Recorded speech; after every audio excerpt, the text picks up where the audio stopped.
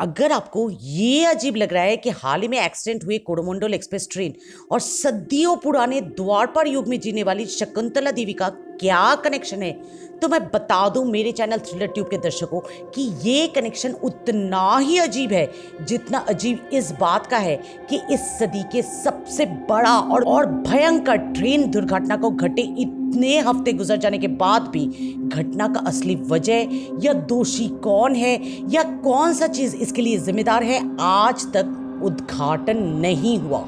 और उससे भी ज्यादा अजीब और अद्भुत है ये वीडियो क्लिप जो आजकल काफी वायरल हो रहा है as the last moments before the train accident. अब आप बोलोगे कि अजीब क्या है इस वीडियो में, तो बिना स्किप किए मेरे प्यारे दर्शकों जरा इस वीडियो को गौर से देखिए।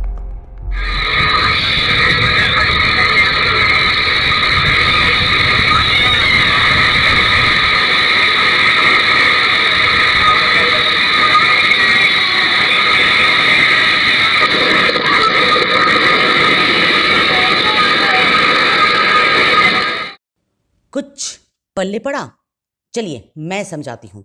यूजुअली जब हम लोग कहीं घूमने जाते हैं ट्रेन में, चाहे वो ब्लॉग्स के लिए हो या पर्सनल वीडियो और पिक्चर कलेक्शंस, तस्वीरें इस तरह से लिया जाता है ताकि FB, व्हाट्सएप और इंस्टा में हम वो डाल पाए और बहुत सारा लाइक्स अपने चाहने वालों से बटोर पाए। और अगर ब्लॉग्स का सवाल हो तो कुछ इस तरह का होता है जहां आप ट्रेन की बेहतरीन डिब्बे, फैसिलिटीज, रिफ्रेशमेंट्स और को पैसेंजर्स को कवर करते हो, जैसा मेरे भाई और उसके पत्नी ने किया है हाल ही में NGP जाते वक्त उन लोगों के अपने चैनल पंजाबी बॉन्ग कनेक्शन के लिए। पर कौन सा ब्लॉगर मुझे आप दिखा दो एक भी जो सब पैसेंजर्स के सो जाने के बाद, यहाँ तक कि ट्रेन की लाइटें कम हो जाने के बाद कैमरा ऑन रखता है, सफाई कर्मचारी को कवर करता है अपने कैमरा में, यहाँ तक कि एक सोते हुए व्यक्ति पर कैमरा फोकस करता है।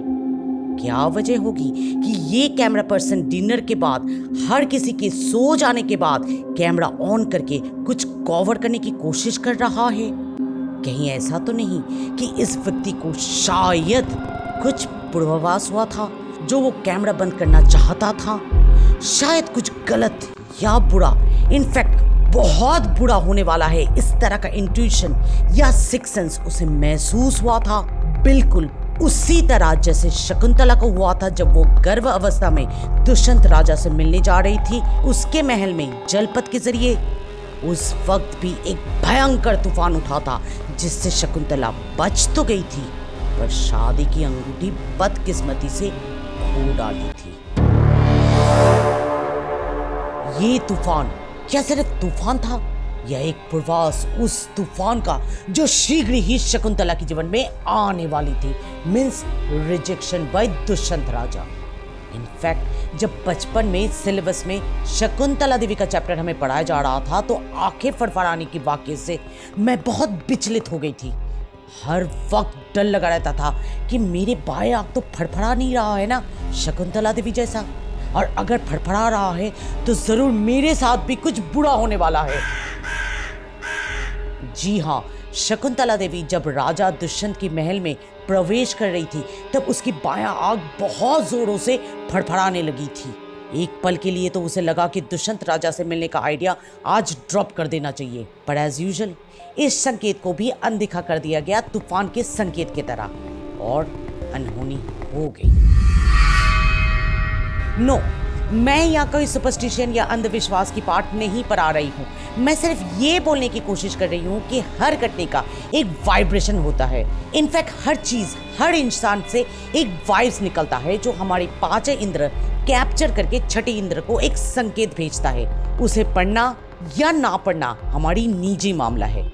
अब आप बोलोगे कि भाई हमारे पास तो सिक्स सेंस है ही नहीं, ये तो सिर्फ विशेष यानी स्पेशल गिफ्टेड लोगों के पास ही होता है। जी नहीं, सिक्स सेंस सभी के पास होता है, बस हम लोग उसे कभी मन का भ्रम सोचकर नकार देते हैं या कभी साइंटिफिकली इसे एक्सप्लेन करने की भूल करते हैं। वरना आप मुझे बताओ कि क्यों चींटियां भारी बरसात के कई घंटों पहले से ही किसी ऊंचे स्थान पे अपना बसेरा ढूंढ लेता है, या सर्दियां आने के पहले से ही प्रवासी पक्षियां अपना स्थान बदल देता है, या कब्रिस्तान में होता है एक अजीब सी ठंडक का एहसास और शमशान में होता है एक अलग सा ही क्लॉस्ट्रोफोबिक घुटन। ये सब और कुछ नहीं, हमारी सिक्स सेंस है जो हर पल हमारी रक्षा के लिए हमें पूर्वास देते रहती है। उसे समझना या अनदेखा कर देना दोनों हमारे हाथ में है। Try to listen to your inner gut and